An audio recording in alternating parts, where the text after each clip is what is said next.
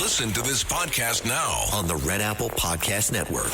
Why is the middle class shrinking? Why are people facing an affordability crisis while marginalized individuals called informals grow in numbers? Join me as I travel the world, speaking with people living in invisibility, the leaders working to solve it, and uncovering the hard truths shaping our economy and daily reality.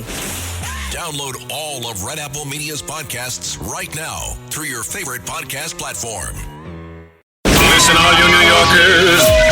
Yippee! Taxi! Okay, man, we're looking around. This is the 77 WABC minicast. I wonder, though, if gay people from 40 years ago, how they would feel about how mainstream it's all gone. The LGBTQ thing used to be a little bit dangerous. Used to be a little bit like, oh boy, wow, it's a little bit taboo. It's a little bit shocking. Now Oreo Cookie is embracing the LGBT queer stuff with rainbow filling and stuff like that. What else happened that was LGBTQ? Netflix has a whole banner on their thing. Gay-themed movies. Did I tell you what I did last year? And I'm probably going to do it again this year. Although I almost got arrested, even though I didn't do anything wrong. So there's the cathedral, the church right down the block. It's called St. Bartholomew's Church. You ever see that church? It's a beautiful church. There's a little restaurant next to it. It's right next to the Waldorf Astoria Hotel. You ever see the movie Arthur? That's where Dudley Moore almost got married to Susan and then kind of eloped with Liza Minnelli and almost killed Bert Johnson, or Bert Johnson almost killed him. It's a great movie, Arthur, with Dudley Moore. The best movie. Beautiful. Anyway, on that church, which I always think about Dudley Moore, right now, as big as the American flag is the gay pride flag with the LGBTQ, what do you call it? It's the trans gay pride flag. It's not enough to be gay pride. You got to be trans pride, right? So that's a huge part of it. So last year, I went up to them and I said, I showed them my phone. I said, you know what? Can you do me a favor here? Like, what? Yes, tell me, my son. I said, well, you ever hear of Pornhub?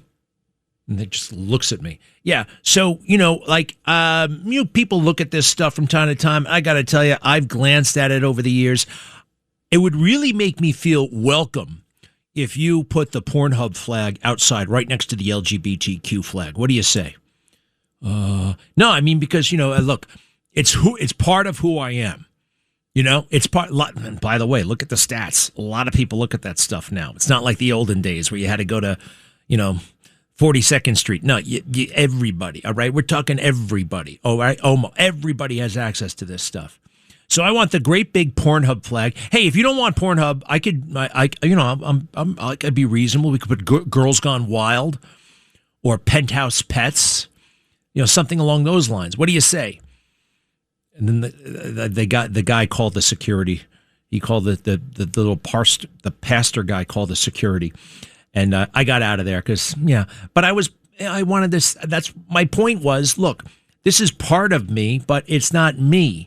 This is part of me that I'm trying to handle, that I'm trying to minimize, that I'm trying to put over there. This is not what makes me me. I hope. Why is the LGBTQ thing? Why do they have to put a great big flag? We already know everybody is welcome. We already also know everybody is a sinner, including and especially me. Why would we elevate one sin over all the others and pretend it's not a sin anymore? That's the problem. It's a big, big, big weirdo problem. It's one of the many reasons why our society is going off a cliff right now. Full speed, and there are some amazing things happening to push back, but I don't know, man. And by the way, this is not controversial. The things that I'm saying right now are not controversial. You feel like you're flirting with cancellation when you start talking about this stuff in a forthright manner. This is the kind of thing, Tom Steyer yesterday, the billionaire candidate for governor, who's probably going to win today in California, was flirting with the trans teenager. Flirting with the trans teenager in front of everybody as his closing argument for the governor's race. This is the kind of thing that got you locked up. This is the kind of thing that got you thrown out of the race. It's interesting, isn't it? Now, not to, You can flirt with a trans teen, but you cannot sext with an adult. Okay, right? There are certain things you can do and certain things you can't do. It's a crazy bend over backwards, twist yourself into a crazy wiener package to try to figure it all out. I can be amused by it. I can be outraged by it, but I don't have to figure it all out, actually. I don't even want to figure it all out. It's sick. It's gross. And it's temporary, I think. I don't think we can, not for much longer.